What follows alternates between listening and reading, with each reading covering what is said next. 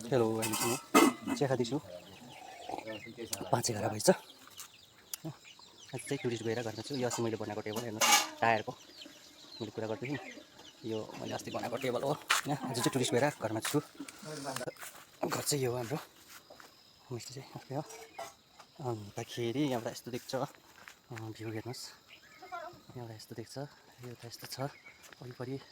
यस्तो देख्छ 360 गरिदिएर न कति जो घर हो हाम्रो हो त्यहाँबाट आलडाँडा पनि नजिक देख्छ आलडाँडाबाट बोलायो भने पनि यहाँ सुन्छ हैन अन्त के हो यहाँ कुखुरा छ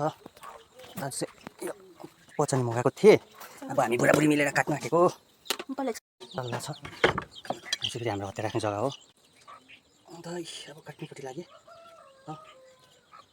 ओ पिल्छाङ जस्तो योपालि नपिल्छाको सधैँ हामीले यस्तो पिल्छौँ थिएँ आज चाहिँ अलिक राम्रो खालको प्योर गोरु भएर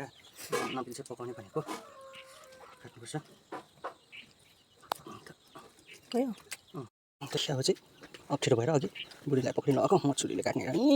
रैँ तपाईँहरूलाई पचानी कस्तो लाग्छ गोरु मलाई त मासुभन्दा पचानी मिठो लाग्छ पनि किन हो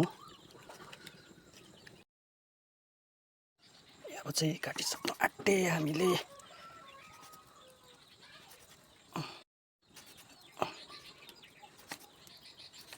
काटिसकेँ फेरि दुध पाक्दैछ हो यो चाहिँ घरको खाना पकाउने चुल्हा होइन फेरि दाना पकाउने चुल्हाहरू हो यो कराई फिक्स कालो हो नदुको आमा पनि त्यसरी कालो भन्नुहुन्छ होला यो फिक्स कालो बनाएको पानी त यो चाहिँ कटेर हो हाम्रो दाना पनि छ गाई छ नि त हाम्रो हो बाबाले पाल्छ दुध पकाउने ड्युटी फेरि हो टुरिस्ट होमस्टेमा छैन भने चाहिँ मेरो हुन्छ साह्रै ढिलो उम्ल्यो चोइटी हेर्नु पऱ्यो भनेको बाँस चाहिँ बालिदिनु पऱ्यो मलाई तर दुध पकाउनु होला अल्छी लाग्छ क्या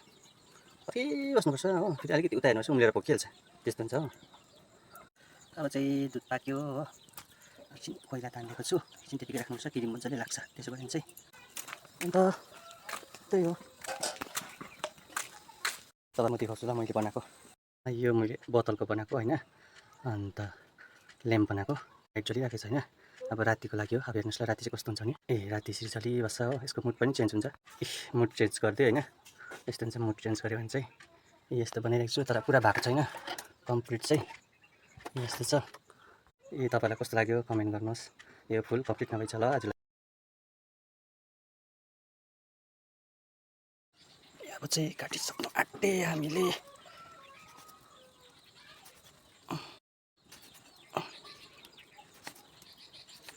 काटिसकेँ फेरि दुध पाक्दैछ हो यो चाहिँ घरको खाना पकाउने चुल्हा होइन फेरि दाना पकाउने चुल्हाहरू हो यो कराई फिक्स कालो हो नदुको आमा पनि त्यसरी कालो भन्नुहुन्छ होला यो फिक्स कालो बनाएको पानी त यो चाहिँ कटेर हो हाम्रो दाना पनि छ गाई छ नि त हाम्रो हो बाबाले पाल्छ दुध पकाउने ड्युटी फेरि हो टुरिस्ट होमस्टेमा छैन भने चाहिँ मेरो हुन्छ साह्रै ढिलो उम्ल्यो चोइटी हेर्नु पऱ्यो भनेको बाँस चाहिँ बालिदिनु पऱ्यो मलाई तर दुध पकाउनु होला अल्छी लाग्छ क्या कति बस्नुपर्छ हो फेरि अलिकति उता हेर्नुहोस् उम्लेर पकिहाल्छ त्यस्तो हुन्छ हो अब चाहिँ दुध पाक्यो हो एकछिन कोइला तानिदिएको छु एकछिन त्यतिकै राख्नुपर्छ किरी मजाले लाग्छ त्यसो भने चाहिँ अन्त त्यही हो तल म देखाउँछु ल मैले बनाएको यो मैले बोतलको बनाएको होइन अन्त ल्याम्प बनाएको लाइट जलिराखेको छ होइन अब रातिको लागि हो अब हेर्नुहोस् ल राति चाहिँ कस्तो हुन्छ नि राति यसरी चलिबस्छ हो यसको मुड पनि चेन्ज हुन्छ मुड चेन्ज गरिदियो होइन यस्तो हुन्छ मुड चेन्ज गऱ्यो भने चाहिँ यस्तो बनाइरहेको छु तर पुरा भएको छैन कम्प्लिट चाहिँ यस्तो छ तपाईँलाई कस्तो लाग्यो कमेन्ट गर्नुहोस् यो फुल कम्प्लिट नभएछ ल आज